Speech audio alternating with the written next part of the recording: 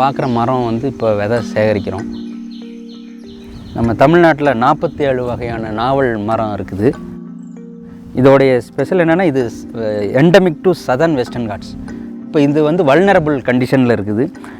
இந்த காலகட்டத்தை தவற விட்டோம்னா அவ்வளோதான், இன்னும் அடுத்த வருடம் வரைக்கும் விதை சேகரிக்கிறதுக்கான நமக்கு வாய்ப்பு இருக்காது.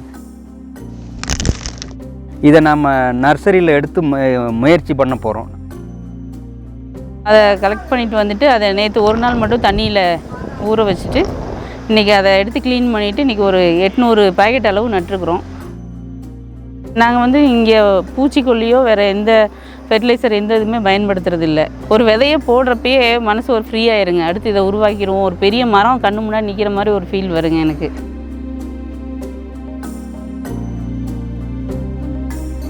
For the past 20 years, Bharathidasan and Kavita have been collecting and growing saplings of native plants in their nursery in Coimbatore. Poondalir Nursery is home to saplings of over 100 species of plants. விதையிலேருந்து ஆரம்பித்து அதை ஒரு மரமாக்குற வரைக்கும் ஒரு processing நடக்குது. இப்போ கையில் ஒரு 2 லட்சம் மரங்கள் உற்பத்தி பண்ணி வச்சுருக்கிறோம். Some of the plants in the nursery are increasingly becoming rare to find in the wild. இது பொரச மரம். இது நல்ல ஸ்ட்ராங் வுட்டு. இந்த வுட்டை வச்சு தான் மண் வெட்டி கொத்து இதோட பிடியெல்லாம் பண்ணியிருக்காங்க அந்த காலத்தில். பெரும்பாலும் இப்போ பொரசு நிறைய இடத்துல இல்லைங்க, ஆனால் நிறைய தமிழ்நாட்டில் நிறையா இருந்த மரம் ஆத்தி மரங்க. இது யானைகள் வந்து நல்லா விரும்பி சாப்பிடுங்க. இது பட்டை, இது காட்டுக்குள்ளே நிறைய இருக்குங்க இந்த மரம், ஃபாரஸ்ட்டுக்குள்ளே. நாங்கள் ஒரு தடவை மண் கொட்டியிருந்தப்போ திடீர்னு இந்த செடி முளைச்சது. எனக்கு இது தேயில் கொடுக்கு அப்படிங்கிற பேர் அதுக்கு பின்னாடி தெரிஞ்சுக்கிட்டேங்க. இது ஒரு களைச்செடின்னு நினச்சிட்டு இருந்தாங்க. இது ஒரு பூவெழுது நல்லா ஒரு 2 அடி செடி ஹைட் இருக்கிறப்ப திடீர்னு பார்த்திங்கன்னா ஒரு நாள் நிறைய பட்டாம்பூச்சி உட்காந்துருந்தது. அப்புறம் இது என்னன்னு பார்க்குறப்போது இது ஹோஸ்ட் பிளான்ட்டு அப்படிங்கிறது தெரியுங்க. பட்டாம்பூச்சியோட ஹோஸ்ட் பிளான்ட்டு அப்படின்ட்டு. அதில் வந்து இது நம்ம நிறைய இடத்துல கொடுத்துருக்கோங்க இந்த செடியை. இது விரும்பி கேட்டும் வர்றாங்க. With biodiversity in mind, they also grow saplings of climbers, coastal plants and thorny trees. இது குடைவேலன் மரங்க. இது பெரும்பாலும் இதெல்லாம் அந்த முள்ளு மரங்கள்லாம் எந்த நர்சரிலையும் வளர்க்குறது இல்லைங்க. இதுக்கு அடியில் நிழல் எங்கேயுமே வெயில் வராதுங்க மரம் பெருசாகிடுச்சுன்னா. நம்ம நர்சரியில் பெரம்பு ரகம் இருக்குங்க, தாழை இந்த மாதிரியும் அதெல்லாம் யாரும் பெருசாக வச்சுருக்க மாட்டாங்க. நம்ம பகுதி நெய்தல் திணைக்கே உரிய தாழை ரகம் இருக்குமான்றது தெரியலங்க. அந்த மாதிரி ரகம் நம்ம நாட்டு பண்ணையில் இருக்குது. Bharathidasan is a wildlife conservationist working to protect vultures, so trips to the field double up as opportunities to collect seeds for the nursery. நான் எங்கே பயணம் போனாலும் என்னோட வர்றவங்க பயணம் பண்ணுறதுக்கு ஆர்வமாக வரமாட்டாங்க. ஏன்னா நான் போயிட்டே இருக்கப்போ வண்டியை நிறுத்துங்க அப்படின்னு சொல்லிடுவேன். ஏன்னா ஏதோ ஒரு மரம், வித்தியாசமான மரம் பார்த்தாவோ அல்லது ஏதோ ஒரு பறவைகளை பார்த்தாவோ நிறுத்திடுவோம். அப்புறம் நானாக போய் அந்த மரத்தை பார்த்துட்டு அதோடைய பருவ காலம் எப்போ விதை பூக்கிற காலம்னு தெரிஞ்சுக்கிட்டு திரும்பவும் அதுக்கான நோக்கி முயற்சிப்பேன். அந்த நேரத்தில் போய் அந்த விதையை சேகரிக்கணும் அப்படின்னு. இப்போ ஒரு ஸ்பீசிஸ் நாங்கள் கலெக்ட் பண்ணுறப்ப இதெல்லாம் ஃபோட்டோ எடுத்து நண்பர்களுக்கு அனுப்புவேன், அறிஞர்களுக்கு அனுப்புவேன். அப்புறம் இந்தியன் பயோடைவர்சிட்டி போர்ட்டல்னு ஒரு இருக்குங்க, அவங்களோட இதுலேயும் செக் பண்ணுவோம். அதில் வந்து பெரும்பாலான தரவுகள் நமக்கு கிடைக்கும். அது எண்டமிக்கா, எங்கேருந்து வந்துச்சு, அதோடைய டிஸ்ட்ரிபியூஷன் எல்லாமே அதில் பெரும்பாலான விஷயங்கள் அதில் இருக்குங்க. அதிலேருந்து எடுத்துக்கிட்டு அதுக்கு முக்கியத்துவம் தரணுமா அப்படின்றதையும் நாங்கள் வச்சுருக்கோம். அப்புறம் தமிழ்நாடு அரசும் மிஷன் இதில் வந்து லிஸ்ட் ஆஃப் பிளான்ஸ் வந்து போட்டு வச்சுருக்காங்க. அந்த அடிப்படையிலையும் நாங்கள் வந்து ஸ்பீசிஸ் செலக்ட் பண்ணுவோம். கொஞ்சம் மெனக்கடல் இருக்கும், நேரத்தை இது பண்ணணும். அந்த மாதிரி தான் விதைகள் சேகரிப்பெல்லாம் பண்ணிட்டு. Back at the nursery, before the seeds can be sown, Kavita is responsible for a crucial step: extracting seeds from the pods. ஒவ்வொரு விதைக்கு ஏற்ற மாதிரி அதோட ப்ராசஸ் மாறும். இங்கே வாகை, ஆத்தி இதெல்லாம் நெத்தா மாறிடுங்க, பழுக்காது, நெத்தா மாறிடும். அதெல்லாம் என்னென்னா கொஞ்சம் ஹார்டாக இருக்கும், உள்ளே இருக்க பருப்பு வந்து ஹார்டாக இருக்கும். அப்போ வந்து அதை வந்து நம்ம அந்த தோலெல்லாம் எடுக்கிறது ப்ராசஸ் இருக்குங்க. சிலதை வந்து என்ன பண்ணுவோன்னா அப்படியே குச்சி வச்சு உடச்சோன்னா உடஞ்சிரும். சிலது சுத்தியல் வச்சு உடச்சி எடுப்போம். அந்த விதை காயிலேருந்து விதையை பிரித்து எடுக்கிறது அந்த மாதிரி எடுப்போம். அவரை வந்து தோல் மெலிசாக இருக்கும், அந்த காய் வந்து சின்னதாக இருக்கனால சுத்தியில் வச்சு உடைக்கிற கஷ்டமாக இருக்கும். அதனால் என்ன பண்ணால் நம்ம இடிக்கிற உரலில் போட்டுட்டு லைட்டாக ரொம்ப ப்ரெஸ் பண்ணாமல் இடித்தோன்னு வச்சுங்க, அதை தோல் தனியாக விதை தனியாக பிரிஞ்சிடும். நாங்கள் அப்புறம் அதை புடச்சி எடுத்து பச்சை தண்ணியில் ஒரு நாள் நைட்டு போட்டு அடுத்த நாள் அப்படியே போகலாம்.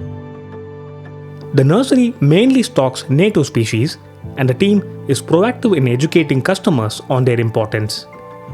But they also have some exotic species. பொதுவாக வர்றவங்க வந்து எக்ஸாட்டிக் ட்ரீஸ் உடைய தேடலோடு தான் வருவாங்க.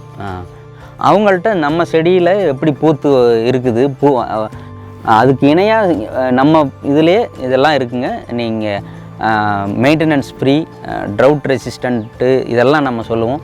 இப்போ இந்த QR கோடு போட்டதுனால அவங்களும் வந்து எளிமையாக வந்து அது செடி பெருசானா எப்படி இருக்குன்றதையும் அவங்க பார்த்துக்க முடியுது. அப்போ வந்து 5 வருஷம் ஆனால் எப்படி இருக்கும், 10 வருஷம் ஆனால் எப்படி இருக்குன்ற அந்த ஸ்டேஜ் அவங்கள்ட்ட காமிக்கிறப்ப அவங்க ரொம்ப எளிமையாக வந்து அதை எடுத்துக்கிட்டு வாங்கிட்டு போகிறாங்க.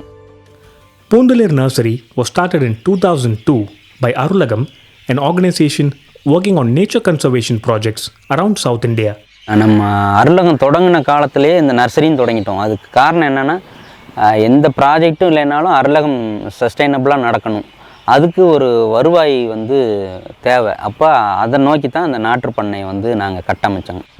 நம்ம தேவைகளுக்கும் அலுவலக தேவை, வர்ற வேலையாட்களுக்கான வாழ்வியல் தேவைக்கும் இது பூர்த்திகரமாக இன்றைக்கி வரைக்கும் அது இருந்துக்கிட்டு இருக்குங்க. மொத்தமாக அருளகத்தில் வந்து நர்சரியில் வந்து 10 பேர் வேலை செய்கிறாங்க. 10 பேரில் வந்து கிட்டத்தட்ட 3 பேர் ஆண்களும் 7 பேர் பெண்களும் வேலை செய்கிறாங்க.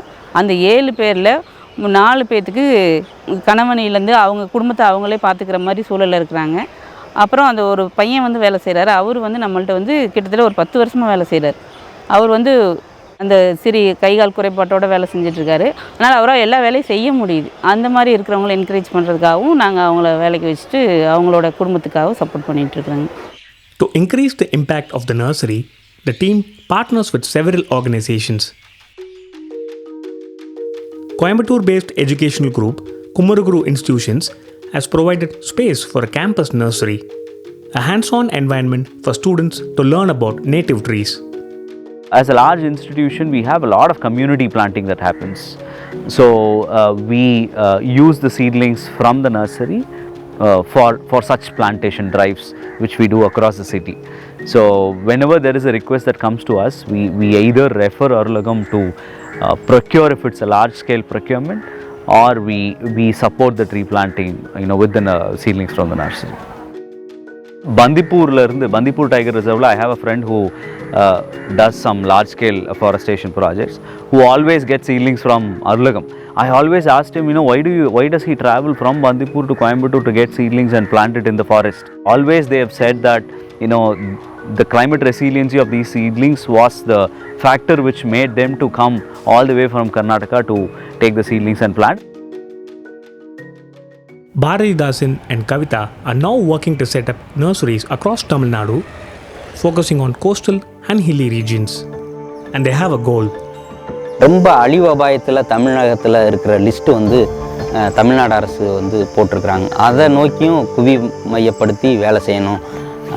ஒவ்வொரு ஸ்பீசிஸ்லேயும் குறைஞ்சது அழிவு அபாயத்தில் உள்ளது 2000 நாற்றுகளாவது நம்ம நாற்றுப்பண்ணையிலேருந்து உருவாக்கி அதை வளர்க்குற தோதான இடத்துக்கு வந்து அதை அனுப்பணுன்றது வந்து வருங்கால திட்டத்தில் வச்சுருக்காங்க. எங்கே பார்த்தாலும் அந்த எங்களோட கண்ணோட்டம் வந்து மரம் விதை அதை சுற்றியே தான் போயிட்டுருக்குது.